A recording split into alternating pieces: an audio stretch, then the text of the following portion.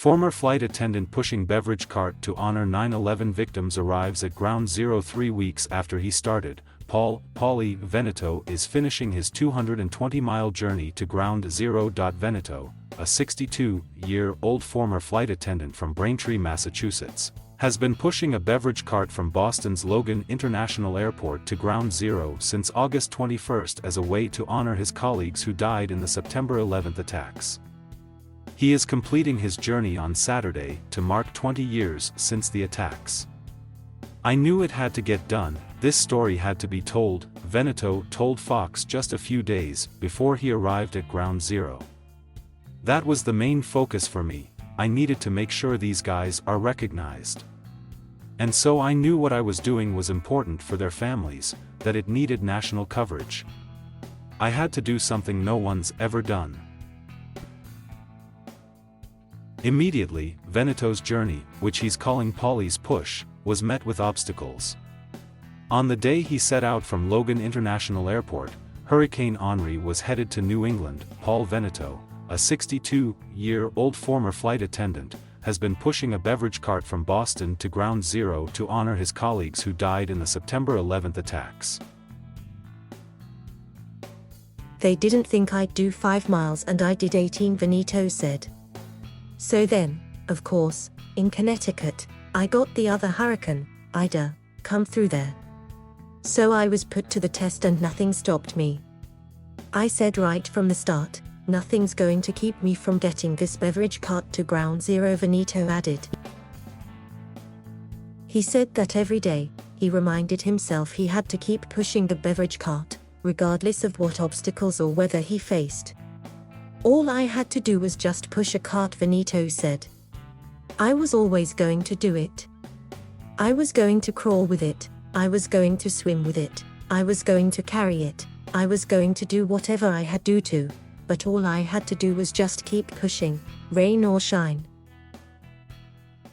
Despite his long journey, Veneto said his journey is nothing compared to what the flight attendants and crew members who died on 9/11 endured and what they were able to accomplish. "That's a true American hero, fighting against trained terrorists," he said. "It's unbelievable. They were the first responders on 9/11. They just were. And they should be recognized.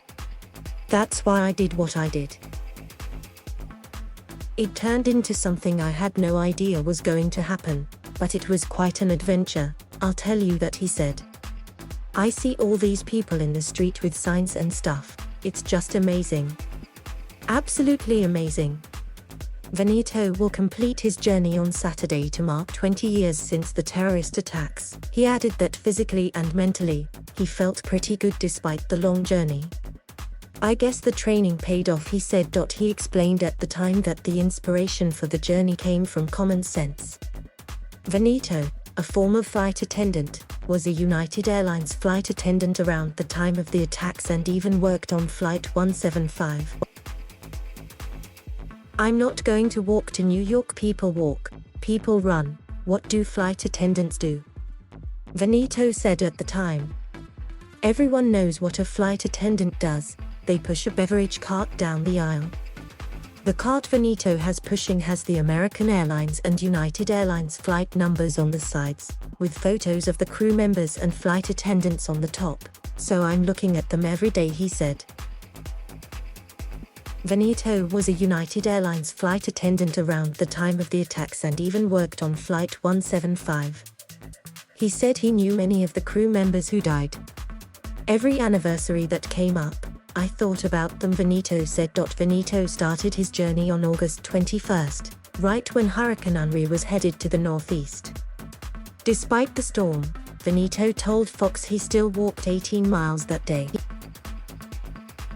Veneto said he often thinks about how flight attendants responded during the attacks, calling ground control and encouraging passengers.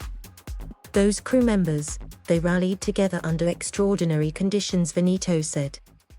"That was America." After 9/11, Veneto said he struggled for many years with an opiate addiction, finally getting sober in 2015, according to his website. However, He told Fox that he doesn't want his recovery journey to overshadow the main purpose of his walk from Boston to New York. "I'm just so grateful that I was able to turn my life around. And now I'm able to do what I'm doing," he said. Veneto said he's glad he can draw attention to the heroism of the flight attendants after what we've all been through with the coronavirus pandemic and political tensions of the last year and a half. "It's not about any of that stuff," he said. "Right now, it's recognize these guys. And hopefully, the rest of us can all get along." Thank you for watching. Please subscribe.